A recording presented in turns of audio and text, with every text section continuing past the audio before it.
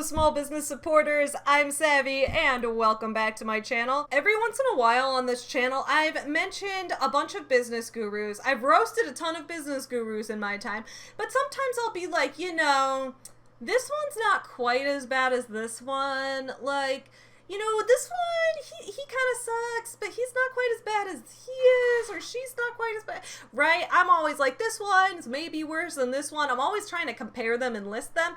And then I realized, why haven't I just done like a tier ranking list already? You know, one of those S through F tier lists. So today I decided, let's rank the business gurus. Let's see who's the best and the worst of business guru quality.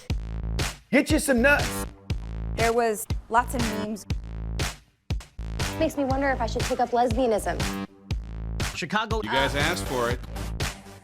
Hey friends, welcome back to my channel. If you're new, welcome to my channel for the first time. Either way, please make sure you're subscribed. I took a look at my analytics and it was like 70-ish% of people weren't subscribed. So if you've been watching but you haven't subscribed, go ahead and subscribe. Go ahead, ring the little notification bell. Every Monday and Friday at 11 a.m. Central, I put out new videos about books, writing, small business owner life, and of course, roasting business scammers. Also, every Wednesday night at 9 p.m. Central, I host the AuthorTube Sleepover, where a bunch of us get together, put on our pajamas, eat some snacks, do some writing, and have a party! Before we start ranking business gurus from best to worst and all that jazz, one quick announcement. Today's video was brought to you by my Patreon supporters. Please don't forget to check out the description below. All of my top tier patrons have their stores or their social media pages or their YouTube channels linked in the description below. So go support them, go show them some love. To all of my patrons, you guys are the most wonderful, awesome small business supporters of all time, and I appreciate you so much. Thank you.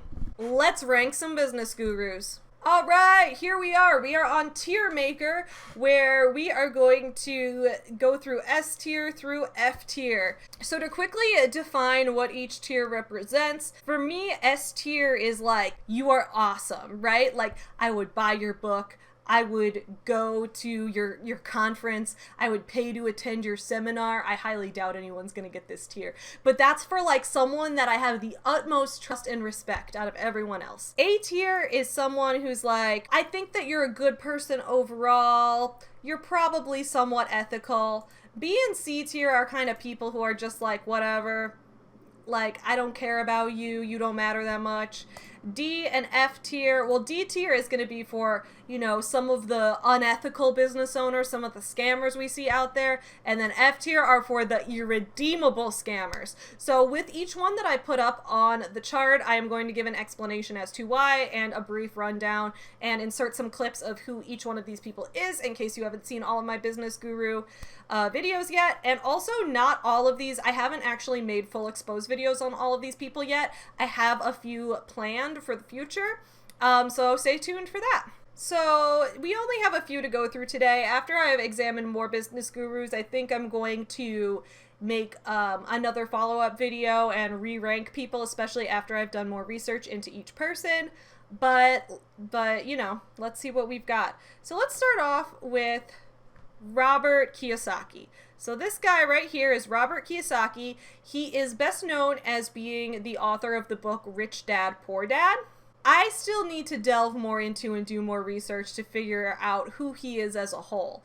I've heard from some people that his book Rich Dad, Poor Dad has been really helpful. It's kind of about having a abundance mindset, right? That like, if you are the guy who's always looking for opportunities and who believes that there are opportunities available, then you're going to end up becoming the rich dad. If you're the poor dad, you're the guy who's playing it too safe, who doesn't take risks because you're too afraid of the outcome. And he talked about how, like, growing up, I think it was like him and his friend, there was a rich dad and a poor dad, and the rich dad never went to college and was like making risky investments, but he put himself out there and that's what mattered. And poor dad had gone to college and was in lots of debt and all of that. So I feel like the concept of the book is a little bit manipulative and a little bit victim blamey to an extent that it's like, you solely are in charge of your destiny, but I do see how the mentality is helpful to people. However, he has been in interviews and in videos along with Tony Robbins, in interviews with Eric Worre, talking about why he thinks multi-level marketing is great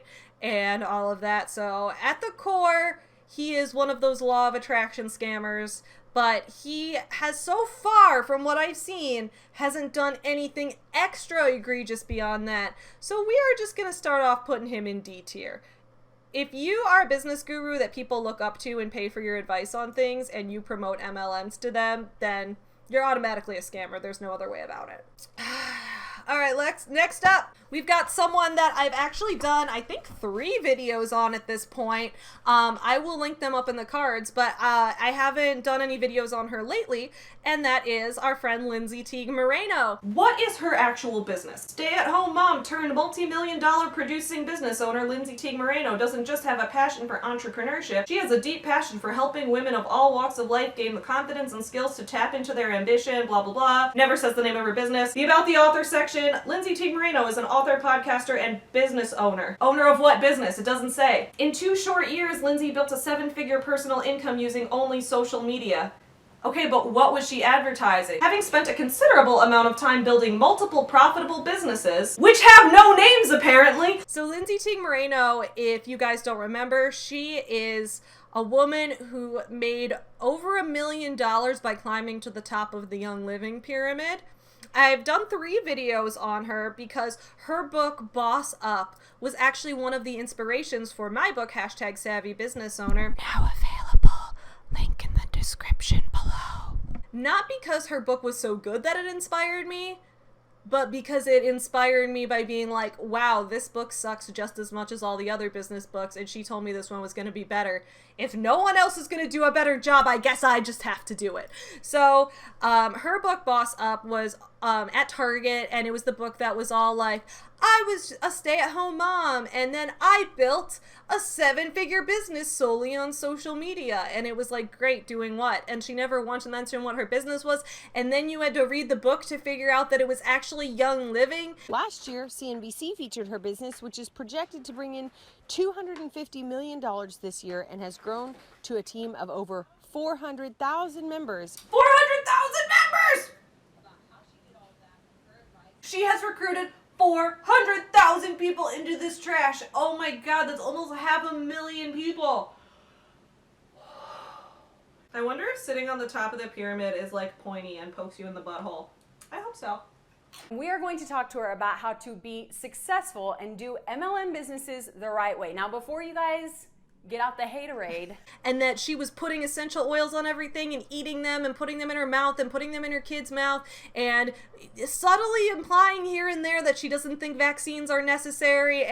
But on the bright side, as opposed to someone like Rachel Hollis, because they're very comparable in a lot of ways, on the bright side, Lindsay is very body positive. She's gone on big tangents at speeches about how she hopes that her daughters never know about diet culture, that she is proud to not be a super thin woman, that she thinks that, you know, beauty isn't about being in perfect shape and having to hold yourself to a strict diet all the time. So I appreciate her body positivity. I think that is a plus.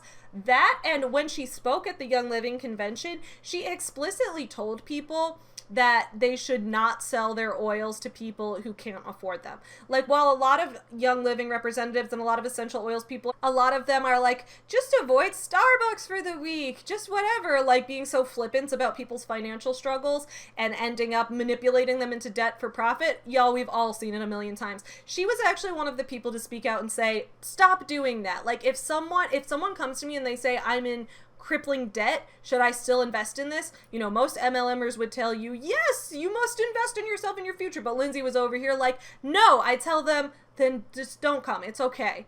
I don't want you to risk it. So you know what? I would say that's a positive, but guys, she has 400,000 people in her Young Living downline. She has said some things that imply she's not in favor of traditional medicine. Oh, geez, I don't even know where to put her. For now, we're going to go with C tier. Because there are some things she kind of balances out to an extent. She's done some things that are so incredibly awful, but then she's done a lot of things and spoken out about things that are important to speak out about, so it kind of balances it. I don't know. C tier for now. We'll see. Next up, let's do Dan Lok. So this is Dan Lok. I haven't made a video on Dan Lok yet, but my friend Taylor from the Antibot has made a fantastic video about Dan Lok, which I will link in the description below. Everyone needs to watch her video about Dan Lok because his story is wild. And in addition, the YouTuber CoffeeZilla, who I wish was my friend, but I don't think he knows I exist. He's a much bigger YouTuber than I am, but he's a huge inspiration for my channel. I've watched all his videos on Dan Lok, and he's like done interviews with people who have been a victim of Dan Lok's courses and that kind of thing. Those videos are all excellent. So Dan Lok is, I would say he's a cult leader, guys. I think he's a cult leader. What he does is he has this program called HTC, or High Ticket Closer. And what he does is he gets people to sign up for the program. Now, the program, from what I've learned from listening to interviews of people who have taken his courses, his program teaches you about the same amount you could learn in a couple textbooks about sales. Like, there's introductory information about sales in them, but it's not worth the thousands and thousands of dollars he's charging. The problem is that not only is he selling overpriced and undervaluable courses, along the way, he keeps conditioning people to upsell and upsell. So he'll have the course, and then right at the time you're going to finish the course, and he's promising you, I will help you get a job where you're going to make amazing commissions. Next thing you know, he's like, so if you want access to my coaching to get the job, now you have to pay me for one-on-one coaching. And every time you reach the next step, there's another upsell. And it plays to that sunk cost fallacy level of your brain, right? So for those of you who don't know, the sunk cost fallacy is a logical fallacy where a lot of us feel like if we've spent money and time and really invested in something, then we need to follow through with it. Otherwise, all of that time was wasted. So for example, like if you bought tickets to go on a trip somewhere and now it's like everything is going bad in your way, like you're gonna have to pay to get your flight changed, you're gonna have to pay to, like the hotel closed down so you gotta pay for a new one, so you're ending up gonna incur all these other costs, but you're like, I already spent this money, so now I need to go on the trip, otherwise I would have wasted that initial money. That's what our brains tell us we want to do, but in reality, like, sometimes it's better to just take that one loss and move forward, like as a net benefit. And what Dan Lok does is he kind of plays on that level of the brain, and he like tries to get people to think, well, okay, you've come this far, you can't back out now. For $10,000 more I can do this. So people end up losing, in the tens or 20, 30, even $100,000 in some of his courses. And a lot of people have reported that his courses seem cult-like, that when you're in the course, you're expected to refer to Dan as Sifu, which is like master. You're supposed to refer to him that way, that all the other people in the I almost said cult, in the course cult with you are your brothers and sisters. You're supposed to say, these are my brothers and sisters, and you want to protect them. And then at one of the events, one of the guys in a video I saw an interview with was recalling, like, would you follow Sifu, who is Dan? Would you follow him if he jumped off a bridge? And if you didn't say yes, then you could just get right out, Okay, so it was like turning into like a serious cult thing. So for all of those reasons, I think Dan Lok is a very dangerous man, and I am putting him down here in F tier. Next up, let's go with Marie Forleo. So I haven't done a video on Marie Forleo yet, and I'm considering doing one. I've been talking about potential collabs on this. Marie Forleo has gotten herself into a few controversies and a little bit of hot water here and there. She's also kind of credited as one of the people that is kind of in charge, not in charge, but is kind of responsible for hustle culture, boss babe culture. The whole idea that like women, we need to hustle 24/7. Now we got to sell our courses. Let's create our business courses and sell those courses to other people to also sell courses. She created like a big boom in the business coaching world and making business coaching and hiring a business coach and all of that such a necessary thing. Now, while that is not related to MLMs whatsoever, it can create an MLM structure where it's like, okay, I want to become an entrepreneur. Well, let me hire a business coach to help me. They want to help me, but what they know how to do best is sell courses. So they're going to teach me how to sell business courses, and then I'll sell courses to people who want to sell courses. And it just goes on forever, and no actual product gets added to the world ever.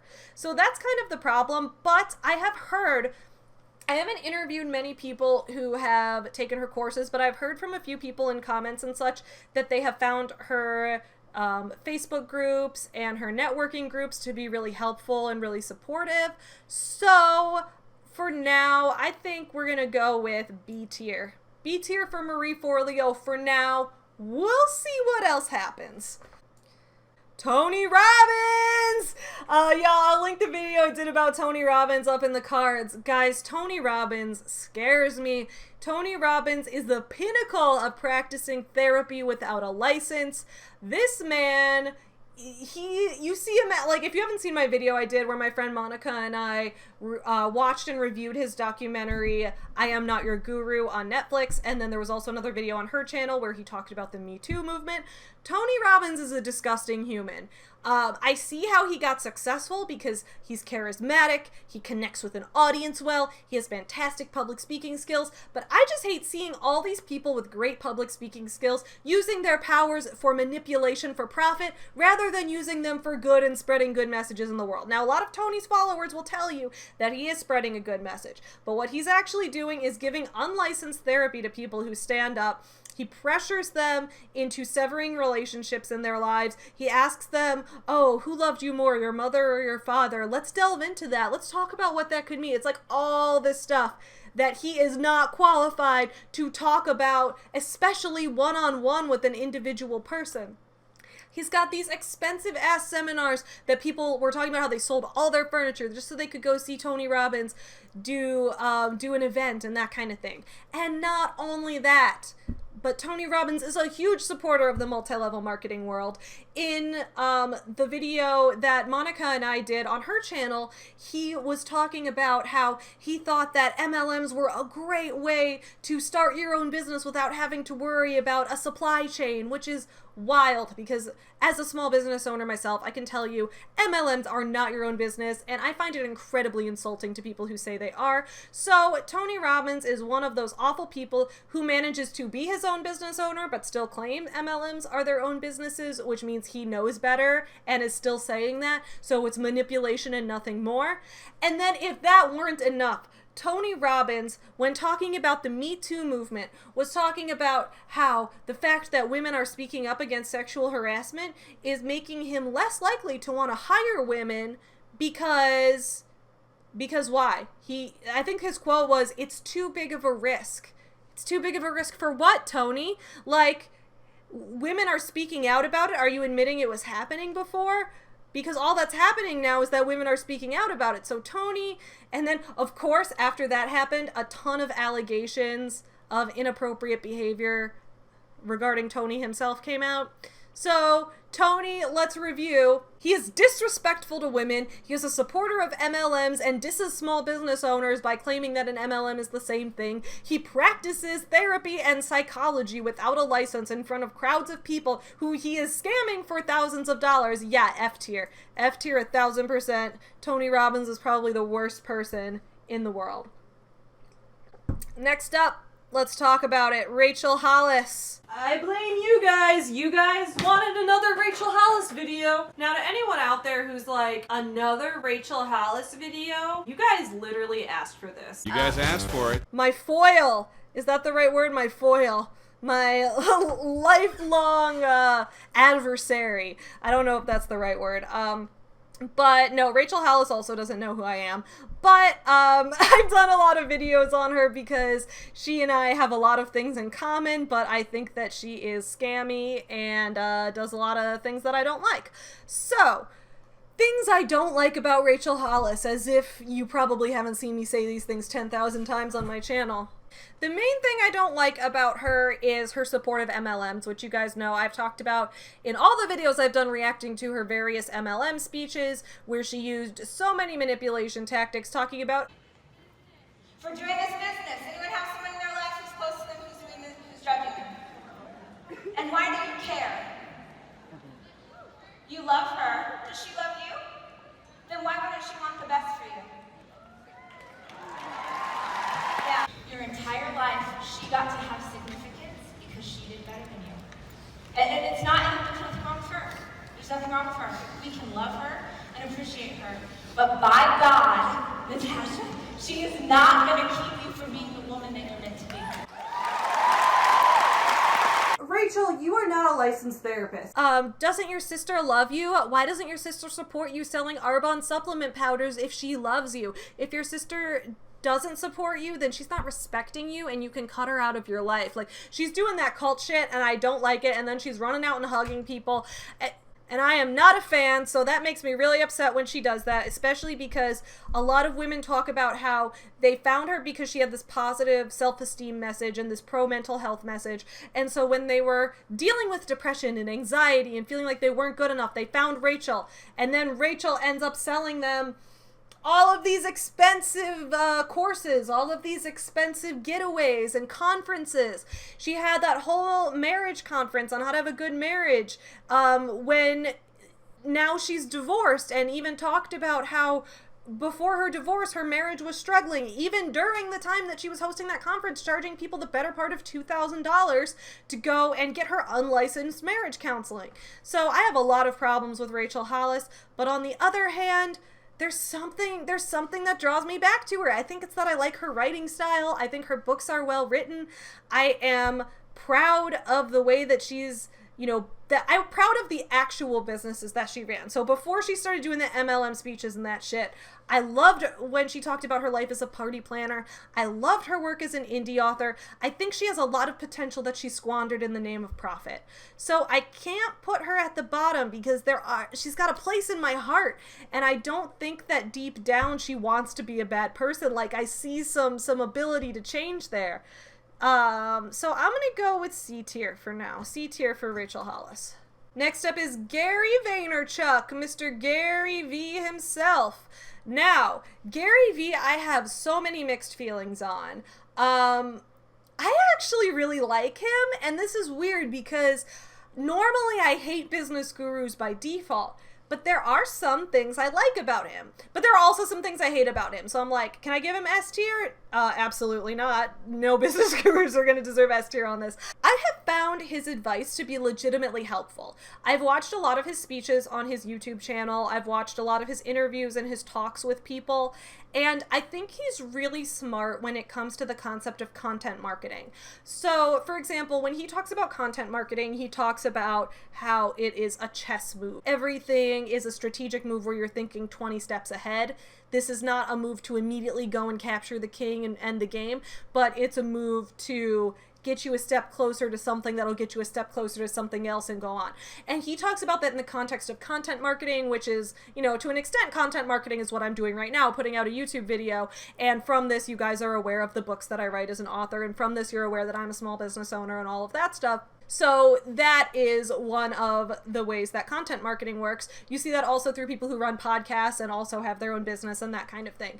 And when he talks to business owners, he talks a lot about content marketing in terms of the importance of running a podcast, the importance of trying out new apps and constantly looking at the way that it's changing. He really stresses the importance of adaptation.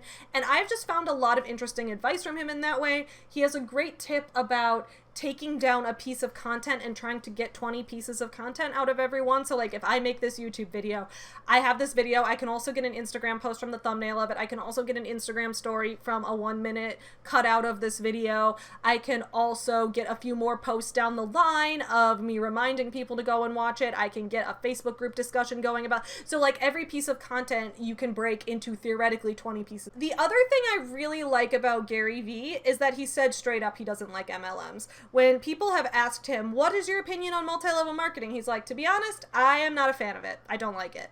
And it's really nice to hear a business guru saying that. That being said, we would think I would put him up here in S tier from all of that. But no. Because Gary V, first of all, was a little hypocritical. Because if you guys remember when I did an interview with the person who was remaining anonymous, who was in Beachbody for 7 years, she talked about how at one of the conferences, she actually saw Gary V talking there. So I know that Gary Vee talked there before he made his statement against MLMs. So, but back in the day, he was totally fine with going with them when he could profit. So that's hypocritical, and I don't like that at all. It's showing a chasing of profits over ethics, and I guess that's how all business gurus are, but I hated that. The other thing I'm not a fan of is his toxic positivity mindset.